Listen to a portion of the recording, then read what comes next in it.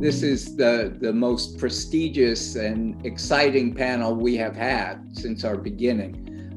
Great gratitude to Valerie and Jeremy for organizing it along with Augusto. Based on United Nations Security Council Resolution 1325, there have already been many follow-up resolutions, but there's still a lack of real coordination among states and other relevant institutions to enable more aggressive results in this matter.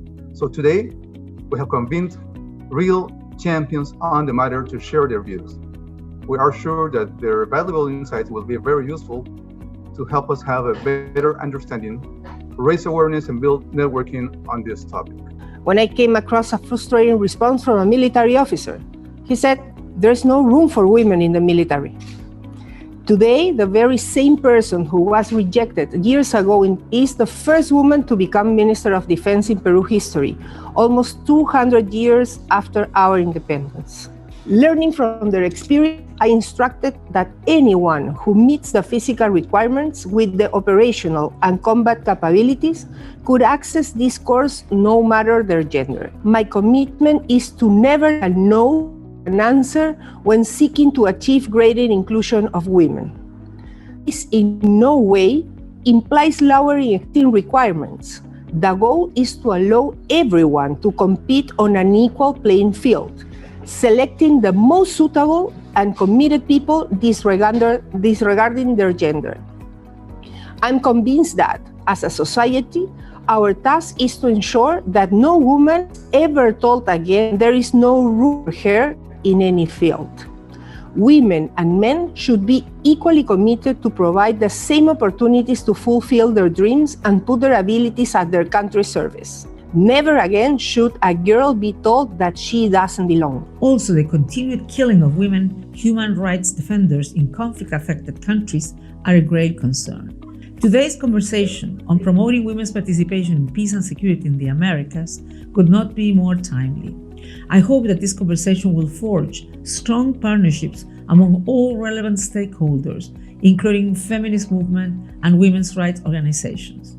Together, we have an opportunity to build just and sustainable peace and more equal, inclusive, resilient societies. Being a woman should never be an obstacle to be successful or to do the extraordinary. Women should never let anyone discourage them with negativity and subversion. Any woman in a leadership position helps to pave the way for others to follow. They have written history and left a blueprint of inspiration for generations to come. Encouraging more women to participate in political parties in order to fulfill top government positions and be able to be part of the decision-making process.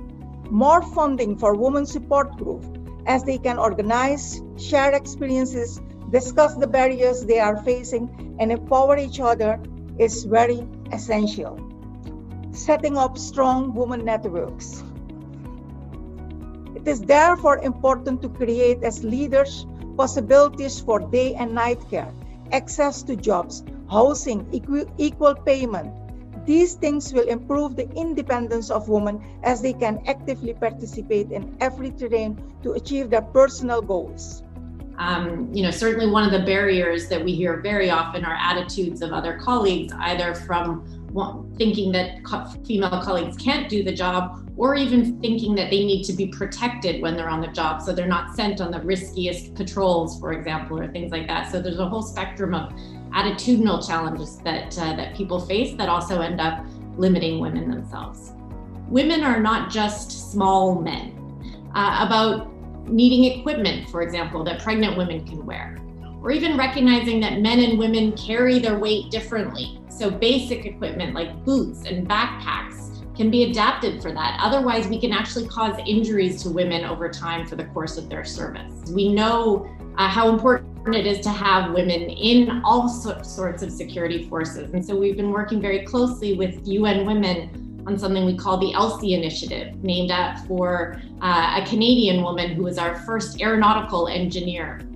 And the goal of that is to increase the participation of women in uniformed peace operations. This panel to celebrate the 20th anniversary of the landmark UN Security Council Resolution number 1325, which first recognizes the unique experience of women in conflict and acknowledges the vital role of women's contribution in conflict prevention, conflict resolution, peacekeeping, peace building, and in all aspects of crisis prevention and response. Gobierno del Perú.